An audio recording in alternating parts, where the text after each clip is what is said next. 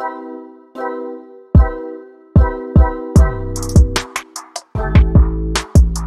Infinix Smart 7 Plus is the latest entry-level device from Infinix this year with a different visual cues and a successor from last year's Smart 6 Plus. This video is everything you need to know about the Smart 7 Plus before you walk down to that store to get one for yourself. Opening the retail box, you are greeted with the device itself wrapped in plastic with some major highlights. Next is a regular 10-watt charger. At this price point, a fast charger is far-fetched. Still in the box is a Type-C data cable, which is obviously something new from Infinix low-end devices, and I'm happy to say that Infinix has finally done away with the micro USB data cable. You're still getting a free earpiece, a SIM ejector tool, X-Pack leaflets, MTN free data redemption card, and this free transparent jelly case, which looks very appealing. The device already does feel quite weighty in my hand, and putting a case on it, it does make the phone go up an extra grams. It doesn't translate to much in actual weight, and with everything having said, it doesn't still protect the device that much. Design is subjective. Unlike previously, this time around Infinix has improved on the design of the Smart 6 Plus successor, and you can feel the change when you see the phone or grab it in your hands. Although the device is a bit bulky as earlier said, it offers a good grip due to the 3D textured patterns on the rear.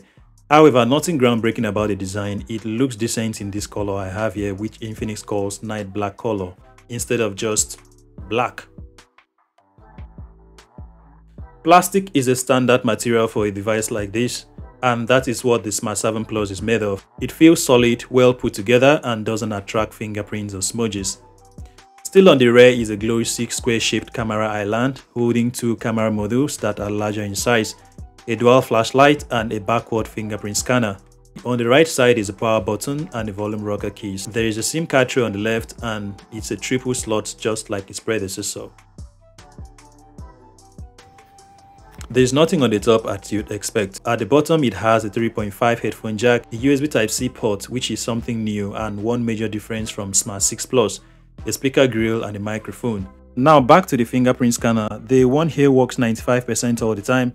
It's not the fastest in the world, but well, it's there to unlock the phone. So let's move on to other aspects of the device, which is the display.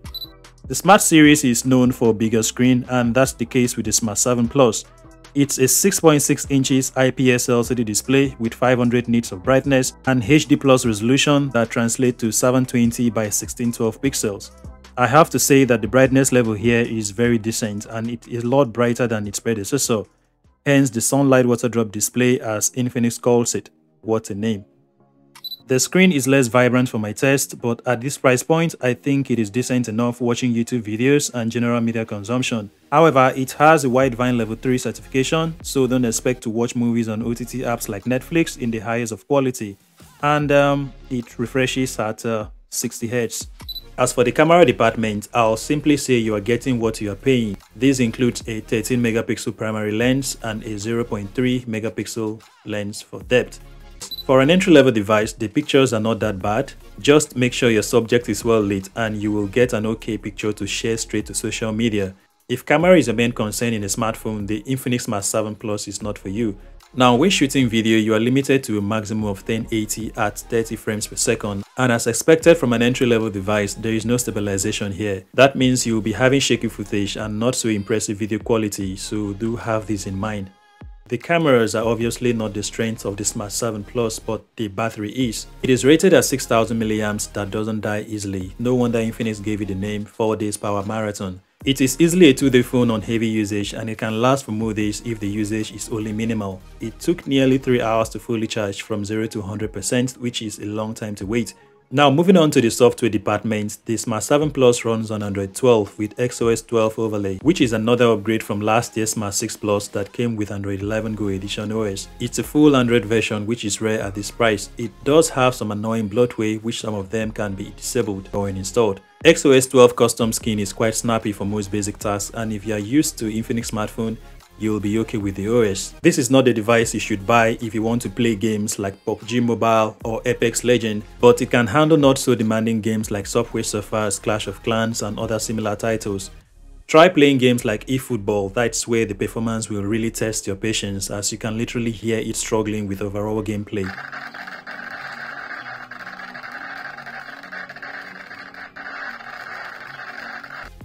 The reason for this is because the processor inside the phone is a 2018 Spectrum Unisoc chipset.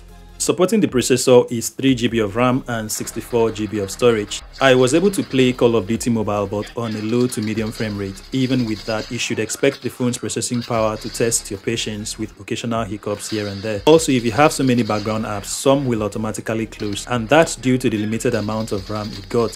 When it comes to the under 80,000 Naira price segment, there's seldom any device that offers good specs. Now, there are different definitions of good and they change as you move across different price points.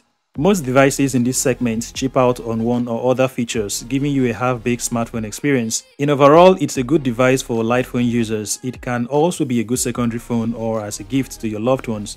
However, if you are looking for a better budget Infinix phone to buy, I'll suggest you add extra cash and go for the Hot 30 series. So that's it guys, my 2-cent opinion of the Infinix Smart 7 Plus. Kindly share your thoughts via the comment section down below, and also don't forget to like and hit the subscribe button if you are yet to do so. Thanks for watching. See you in the next one.